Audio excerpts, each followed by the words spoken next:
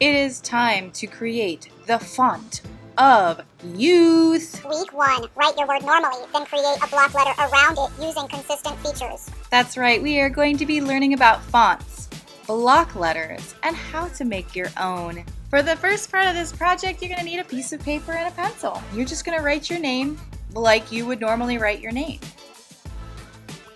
If you are not so eager to use your name, you could certainly use a different word. The cool thing about creating your own font is that you are creating a pattern in your head. Before you get started, I want you to visualize or think in your head in images about what you want your font to look like. Fonts are just designs that are created for text. And so the design in your head has to follow some sort of a pattern. Like, for example, a serif font has little edges, and a sans serif font has none. Sans meaning none or without. I'm thinking, what sorts of things do I want on each side? Maybe every vertical line is going to be thick, and every horizontal or curved line is going to be thin. Maybe every diagonal line will be dotted, and every horizontal or vertical line will be solid. Maybe I always want some dots flying off the top of each of my pointed areas. But whatever you do, you're creating that pattern of thought in your head.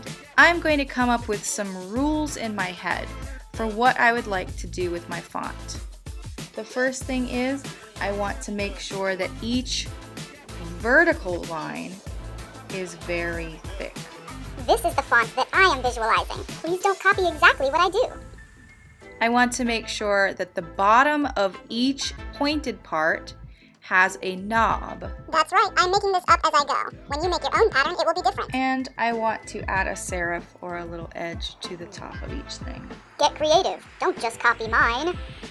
And I think I want there also to be a small hole that is thick. Oh, maybe I also want some shiny parts.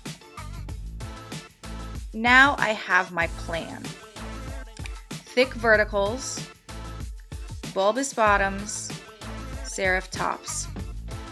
Okay, so I'm going to try this again. Anytime I come to a letter that is already drawn, I'm going to skip and draw.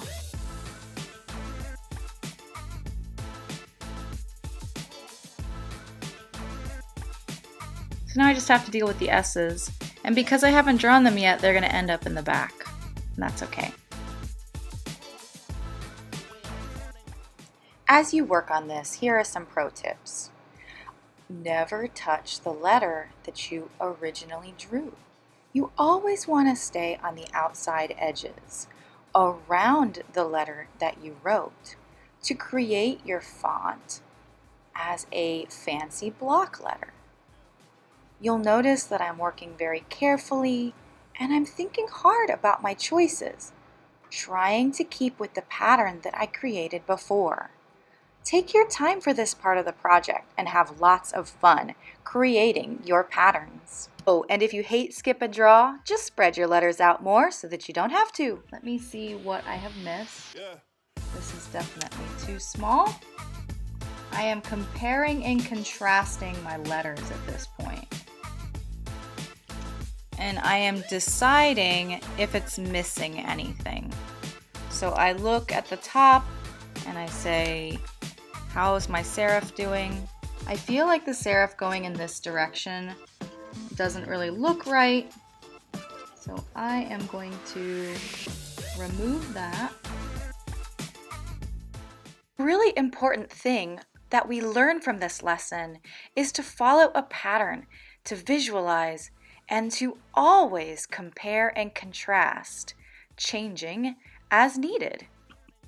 Because as I compare and contrast and check out what I have created, I want to make sure that I'm following a pattern on all of my pieces of my letters.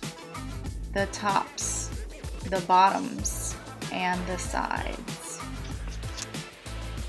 I think what I will do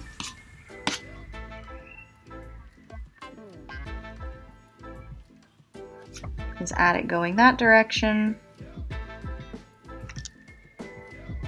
And that looks a little bit more consistent. Oh, that's right, there's a hole right here.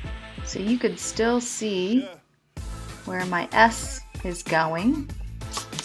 You know, since there's a hole here, I could just make it poke through this little hyphen.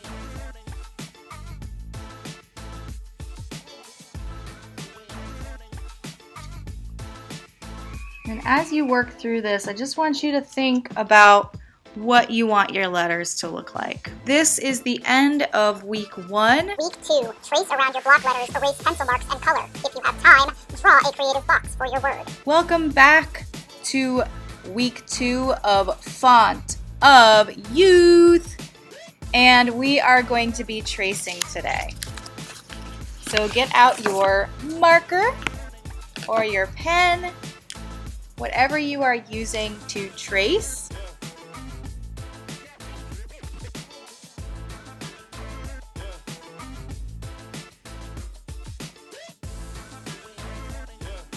I've created my own font. I have created these patterns in my head and then executed them. Execute just means to finish successfully. I will now erase all of my stray marks. If you have extra time and extra energy and you want to, feel free to make a cool shape around your word. There comes a time in every artist's life where they say to themselves, why did I try to do this?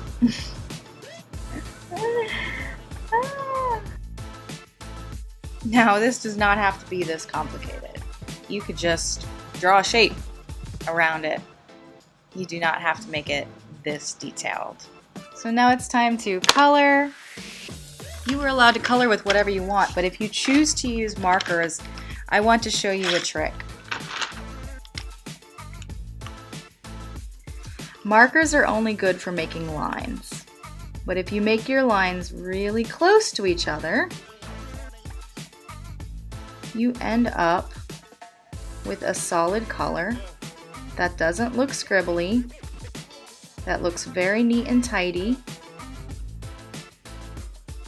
And you also learn how to make neater lines in the process. Feel free to use as many colors as you want, but work as neatly as you can. I was very inspired by street art, also called graffiti, when I was making these examples. And street art is so fascinating. There is the possibility of the street artist having their artwork painted over because they don't actually own the surfaces upon which they paint. So it's quite complicated. And no one is requiring them to work neatly or to be tidy. So sometimes it's really messy and kind of ugly. I always fill in my corners and edges to make sure that this looks neat and tidy. And as I pull my arm down the page, I am coloring in those spots without making my hand tired. If you decide to use color pencils, you will need to color in small circles. Color pencils are not for coloring hard, they are for creating subtlety. So even though it looks like I'm going back and forth, I'm actually making small circles